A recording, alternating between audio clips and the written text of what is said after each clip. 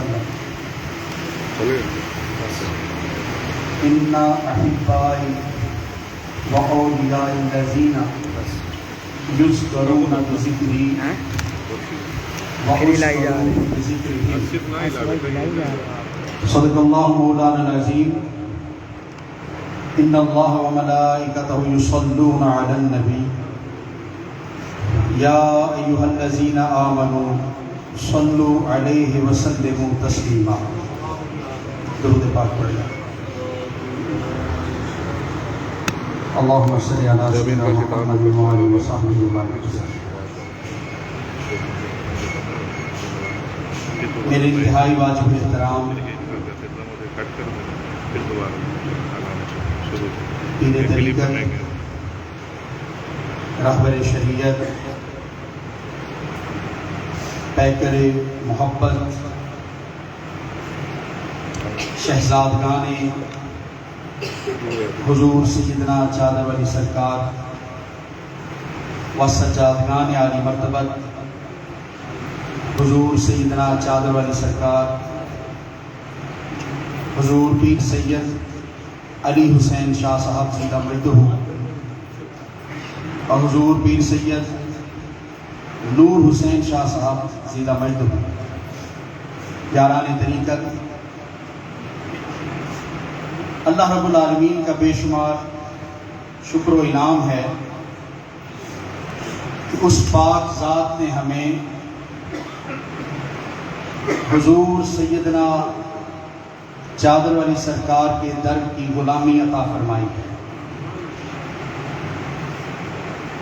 اور کوئی شک نہیں کہ اللہ والوں کی غلامی سے بڑی نعمت اور کوئی نہیں ہے. اللہ والوں کی نسبت سے بڑی نعمت اور کوئی نہیں ہے، اور اللہ والوں کی صحبت سے بڑی اور کوئی صحبت نہیں ہے. 37ویں سالانہ عرس مقدس امام الفقراء غوث الاغیاث مجدد اثر شیخ العالمین حضور سیدنا و مرشدنا و ملجانا و ماوانا ولی محمد شاہ صاحب المعروف حضور میاں صاحب چادر والی سرکار اس آخری نشست میں ہم سب حاضر ہیں. اور پیر صاحبان کا حکم سرانکھوں پہ ہے، وہ کہ یہ رنگ کی محفل ہے، اور اس میں ہر بندہ اس بات کی تمنا لیے بیٹھا ہوتا ہے کہ آج مرشد کا رنگ چڑھ جائے. جن پر چڑھ گیا وہ تازہ ہو جائے، اور جن پر چڑھا ہوا ہے وہ اور پختہ ہو جائے. دوستو، بات یہ ہے کہ یہ محفل رنگ و نور کی محفل ہے، ادب و محبت کی محفل ہے، عشق و مودت کی محفل ہے، اور یہی خیرات اس در سے بڑھتی ہے. اور یہ وہی خیرات ہے جس کا اظہار اللہ رب العالمین نے اپنے حبیب مقدس، حبیب محترم و محتشم حضور سیدنا محمد مصطفیٰ احمد مجتبیٰ صلی اللہ علیہ وسلم کی ذات بابرکات کے ساتھ فرمایا. محبت کے اظہار کے لیے اس کائنات کو بنایا گیا. محبت کے اظہار کی خاطر اس بزم ہستی کو سجایا گیا. محبت کے انوارات بکھیرنے اور بانٹنے کے لیے انبیاء اور رسول کو بھیجا گیا. اہل بیت اطہار اور صحابہ کرام جیسی مبارک ہستیوں کو اس فرش زمین پر اتارا گیا، اور کاملین اولیاء اللہ، فقراء، درویش، صرف لوگوں کو اس دھرتی پر فقط اس غرض سے بھیجا گیا کہ وہ اللہ اور اس کے حبیب کی محبت کو عام کریں. اور زمین کو یہ فخر حاصل ہوا کہ اس زمین نے انبیاء اور رسول کے قدم بھی چومے اور اولیاء کاملین کے قدموں کو بھی بار بار بوسے دی. اور ان کے قدموں کی برکت سے بنجر اور بیابان زمین سبزے اور شادابی میں بدل گئی. اسی طرح جہاں جہاں پر اولیاء کاملین کی نظر محبت پڑتی چلی گئی اور جن جن لوگوں کو اللہ والوں کے ساتھ نسبت ملتی گئی ان کے دلوں کی کھیتی بھی ہری اور بھری ہوتی چلی گئی. میرے دوستو، طبرانی اور مسند احمد کی حدیث مبارکہ تلاوت کی ہے. میرے آقا کریم نے ارشاد فرمایا کہ بے شک میرے احباب اور اولیاء ایسے ہیں کہ میرے ذکر سے ان کی یاد آ جاتی ہے. اِنَّا أَحِبَّائِي وَأَوْلِيَاءِ الَّذِينَ يُذْكَرُونَ بِذِكْرِ. آقا نے فرمایا میرے ذکر سے ان کی یاد آ جاتی ہے. وَأُذْكَرُوا بِذِكْرِهِمْ، اور ان کے ذکر سے میں محمد کی یاد آ جاتی ہے. یعنی میرا ذکر در حقیقت میرے اولیاء کا ذکر ہے اور میری یاد در حقیقت میرے اولیاء کی یاد ہے اور میرے اولیاء کی یاد در حقیقت میں محمد مصطفیٰ کی یاد ہے اور میرے اولیاء کا ذکر در حقیقت میں محمد مصطفیٰ کا ذکر پاک ہے. دوستو، یہ جملہ تو بڑا مختصر ہے، یہ فرمان حبیب کریم بڑا مختصر ہے، مگر اس میں وسعت بڑی ہے، اس میں گہرائی بڑی ہے. عزیزان محفل، میں کیا عرض کروں کہ محبت کی بات تو کوئی محبت والا ہی بیان کر سکتا ہے اور محبت کی خیرات کو کوئی تشنہ محبت ہی اپنے دامن میں سمیٹ سکتا ہے. اب جن ہستیوں کے بارے میں آقا کریم نے ارشاد فرمایا کہ میرے ذکر سے ان کی یاد آتی ہے اور ان کی یاد سے میں محمد کی یاد آتی ہے، کیا یہ حضور نہیں فرمایا یا اللہ رب العالمین نے بھی قرآن میں کہیں اس محبت کا اظہار فرمایا؟ تو دوستو، جن ہستیوں کے بارے میں میرے آقا کریم نے یہ ارشاد فرمایا کہ میرے ذکر سے ان کی یاد آتی ہے، ان کے ذکر سے میں محمد کی یاد آتی ہے، اس بات کا اظہار اللہ پاک نے جا بجا قرآن کریم میں مختلف مقامات پر فرمایا. بالکل آغاز سے ہی لے صراط الذین انعمت علیہم، اللہ پاک نے فرمایا کہ میرا راستہ سیدھا راستہ در حقیقت میرے انعام یافتہ بندوں کا راستہ ہے. تو گویا انعام یافتگان میں جو سب سے افضل و اولا ہے وہ میرے اور آپ کے آقا جناب سیدنا محمد رسول اللہ کی ذات مبارکہ ہے.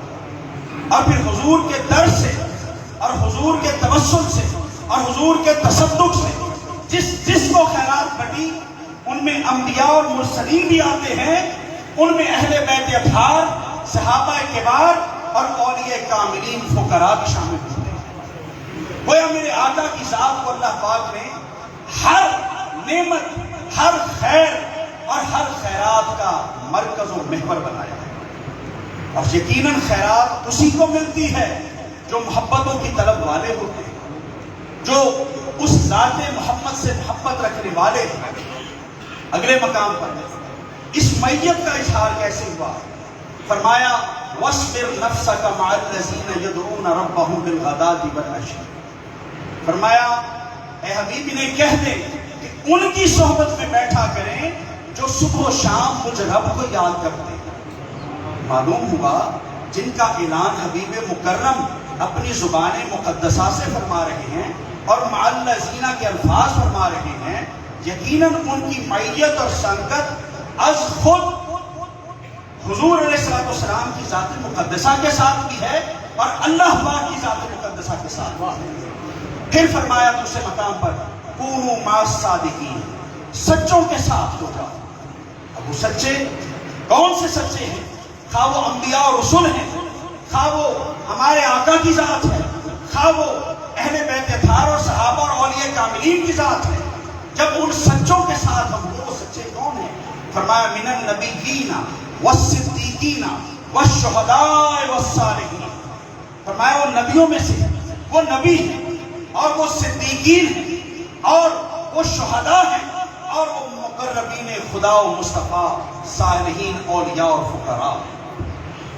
پھر اسی طرح جب صحابہ کرام سے آقا کریم نے بیعت لی تو اب سارے صحابہ کرام کا حضور کی ہتھیلی پر ہاتھ اور پھر سب سے اوپر میرے آقا کا ہاتھ اور پھر ان کے بارے میں فرمایا اب ہاتھ تو آقا کریم کا ہے، دست مصطفیٰ سب سے نیچے بھی ہے، دست مصطفیٰ سب سے اوپر بھی ہے، اور اظہار فرمایا جا رہا ہے ید اللہ فوق ایدی. فرمایا ان کے ہاتھوں پر اللہ کا ہاتھ ہے. جب دست مصطفیٰ دست خدا ٹھہرا گویا نیچے جتنے ہاتھ ہیں ان میں صحابہ کرام کے ہاتھ ہیں، ان سب کو نسبت میرے مصطفیٰ سے ہوئی اور میرے خدا سے ہوئی.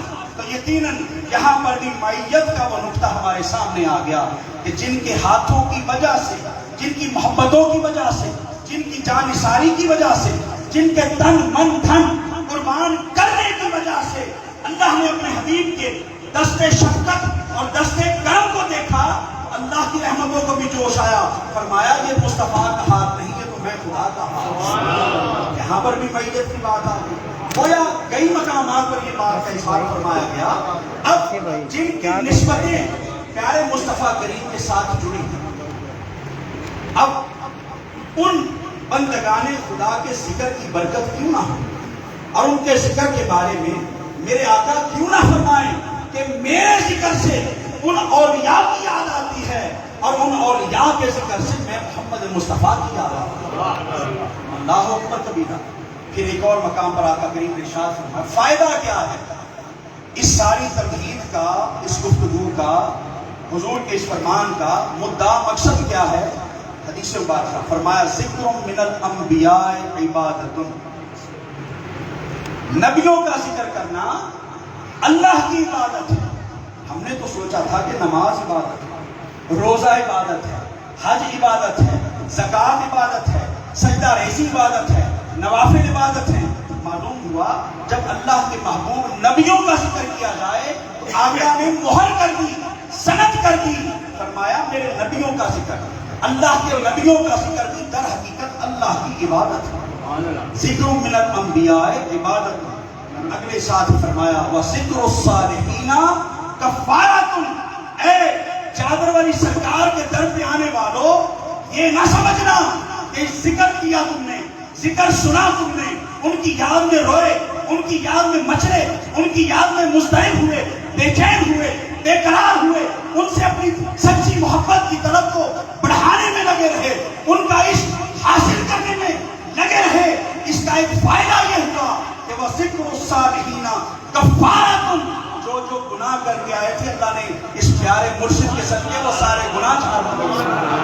اب یہاں سے ایسے جاؤ گے جیسے کسی اچھے حمام سے غسل کر کے نکلو، اپنے گھر کے غسل خانے سے غسل کر کے تازہ دم ہو کر نکلو. تو درے مرشد پہ آنے والوں جب یہاں سے جاتے ہو تو اس حال میں جاتے ہو کہ جسم تو تمہارا تم نے خود پاک کیا تھا، لیکن نگاہ مرشد نے تمہاری روح اور تمہارے باطن کو اور ان کی غلاظتوں کو ہر گناہ، ہر عیب، ہر خطا سے دھو کر یہاں سے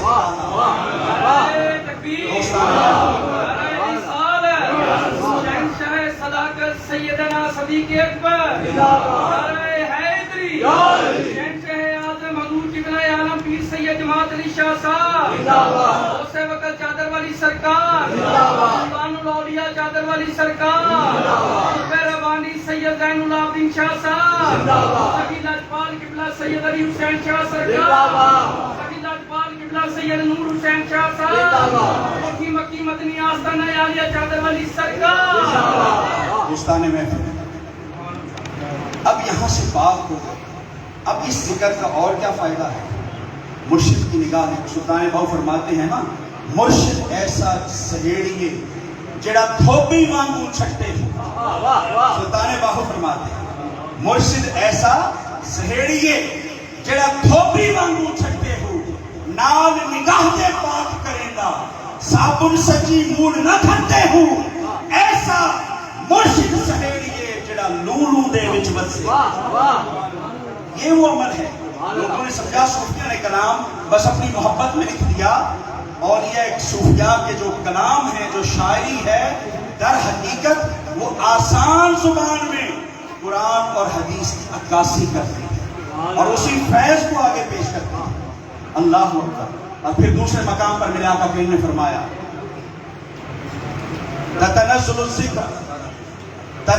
ज़िक्र सालिहीन, ततनज़्ज़लु रहमा इंदा ज़िक्र सालिहीन। फरमाया कि जहां सालिहीन का, कामिलीन का जिक्र होता है, वहां अल्लाह की रहमतों का नुज़ूल होता है। तो अल्लाह की रहमतों के नुज़ूल के वक्त जब अल्लाह के अनवारात की बारिश होगी, तो वहां कोई बेतलब भी आया बैठा होगा, जिसका मूड नहीं था कुछ लेने का, कोई जांचने परखने आया होगा, कोई देखने आया होगा कि ये कोठी मक्की मदनी पे क्या खैरात बढ़ रही है, कोई देखने आया होगा कि हम भी तो देखें चादर वाली सरकार के करे दौलत पर कौन सी खैरात मिलती है। वो तो सिर्फ देखने आया था, इधर अल्लाह की रहमतों ने उसको भी आगोश में ले लिया और वो भी उन रहमतों के चंद कतरों का, बारिशों का मुस्तहिक है। दोस्तों, ये जो मेरे आका ने इरशाद फरमाया कि मेरे जिक्र से उनकी याद आती है और उनके जिक्र से मेरी याद आती है, मालूम हुआ उनका जिक्र मेरा जिक्र है, मेरा जिक्र उनका जिक्र है, मेरी मोहब्बत उनकी मोहब्बत है और उनकी मोहब्बत मेरी मोहब्बत है, मेरी रजा उनकी रजा है, उनकी रजा मेरी रजा है, मेरा इश्क उनका इश्क है, उनका इश्क मेरा इश्क है, उनकी खैरात मेरी खैरात है, मेरी खैरात उनकी खैरात है। अब खैरात की बात वक्त भी कलील है और आप साहब इशारा भी कर रहे हैं, और फिर एक अदना सी खैरात इस दर की सबसे पहली क्या है। अपने रेनाला खुर्द वाले चौधरी साहब रियाजुद्दीन साहब की कॉल आई मुझे चंद दिन पहले, ज़ियाउद्दीन साहब की कॉल आई, किताब की साबिक MA ने MP उनका बेटे भी शायद इस वक्त इसी तरह, उन्होंने अपनी कुछ बातें बताई मुझे मुख्तसर। उन्होंने बताया कि 1961 या 62 में मैं हजरत साहब का मुरीद हुआ था। मैं खुद जो उन्होंने बात कही मैं वही अल्फाज बयान कर, और कहा कि मैं तो बड़ा बड़ा बदमाश और मैं तो बड़ा गुंडा तबीयत का बंदा सा, बस हजरत साहब की नजरें करम पड़ी तो क्या हुआ। फरमाया मैं जब आपका बैत हुआ हुजूर सैयदना चादर वाली सरकार का, तो आपने हुक्म फरमाया कि चौधरी साहब इस साल आपने इत्काफ मेरे पास आकर बैठा, और मैं एक मीनार वाली मस्जिद में हजरत साहब मुझे खुद इत्काफ गाह में ले गए, मुझे बिठाया, मेरा खाना कोठी मक्की मदनी से आता था, और मैं एक शब सोया हुआ था तो मुझे ख्वाब में एक निदा आई। ये इस दर की अव्वलीन खैरात बताने लगा। अल्लाह अकबर। फरमाया मुझे कहने लगे, मुझे निदा आई कि मुझे निदा देने वाले ने कहा कि मुझे 1400 साल पहले भी भेजा गया था, और मुझे ये पैगाम हुजूर अलैहिस्सलाम की बारगाह में अल्लाह रब्बुल इज्जत की तरफ से अता करके भेजा गया था कि मेरे महबूब को जाकर मेरा पैगाम दो और अर्ज करो कि आपके जितने भी सहाबा हैं वो बगैर हिसाबो किताब के होंगे, रोजे कयामत उनका कोई हिसाब नहीं होगा, और वो सारे के सारे जन्नती हैं। और चौधरी साहब बताते हैं कि फिर कहने वाले ने मुझे ये कहा कि अब मुझे इनकी तरफ भेजा गया है, यानी हुजूर चादर वाली सरकार की तरफ इशारा फरमाया। फरमाया अब मुझे इनकी तरफ भेजा गया, और फरमान आया है अल्लाह की बारगाह से کہ جو ان کے مرید ہیں اور جو ان سے محبت رکھتے ہیں اور جو ان کی باتوں پر عمل کرتے ہیں، ان کے لیے بھی یہ خوشخبری ہے کہ ان میں سے کسی کا حساب نہیں ہوگا اور وہ سارے جنتی ہیں۔ میرے دوستو، اس میں کوئی شک والی بات نہیں۔ اسے وقت چادر والی سرکار، بمبئی جود و سخا چادر والی سرکار، شہنشاہ لجپال چادر والی سرکار، آقا و مولا چادر والی سرکار، مرشد اکمل و مکمل چادر والی سرکار۔ گویا یہ اگر صرف اس موضوع پہ چلوں تو اس پر بھی الگ احادیث موجود ہیں کہ کاملین کے سنگ لگے لوگوں کو اللہ کی بخشش بغیر بے حساب و کتاب ملتی ہے۔ یہ الگ میں اس موضوع کی طرف نہیں جا رہا، لیکن میں آپ کو صرف یہ عرض کر رہا ہوں کہ جن کا ذکر حضور کا ذکر ہے اور حضور کا ذکر ان کا ذکر ہے، جن کی محبت، عشق، پیار، ادب، فیض، نور، تجلیات، خیرات، دینی دنیاوی نعمتیں ان کے در سے عطا ہو تو در حقیقت وہ آقا کریم کی بارگاہ سے ہی عطا ہو، اور جو آقا کی بارگاہ سے یہ سودے ملے تو سمجھ لو کہ وہ ان کے تصدق سے ملے ہیں۔ اس لیے جس در پر اولین خیرات بخشش کا تحفہ، جس در پر اولین خیرات، پہلی خیرات یہ ہو کہ وہ اپنی آخرت کی منزلوں کے بارے میں پریشان ہونا چھوڑ دیں، بس اپنے مرشد کی احکامات کو سامنے رکھیں اور اس کی بجا رکھیں، انشاءاللہ سند دیں۔ اللہ تعالیٰ ہم سب کو عمل کی توفیق عطا فرمائے اور اس در کی سچی غلامی، سچی محبت عطا فرمائے۔ میں بار دیگر آپ کی توجہات کا مشکور ہوں کہ اسی وجہ سے یہ کلمات صادر ہوئے۔ اگر کوئی غلطی ہے تو میری اپنی ہے، جو آپ کو راحت محسوس ہوئی وہ ان ہستیوں کا فیض ہے۔ السلام علیکم۔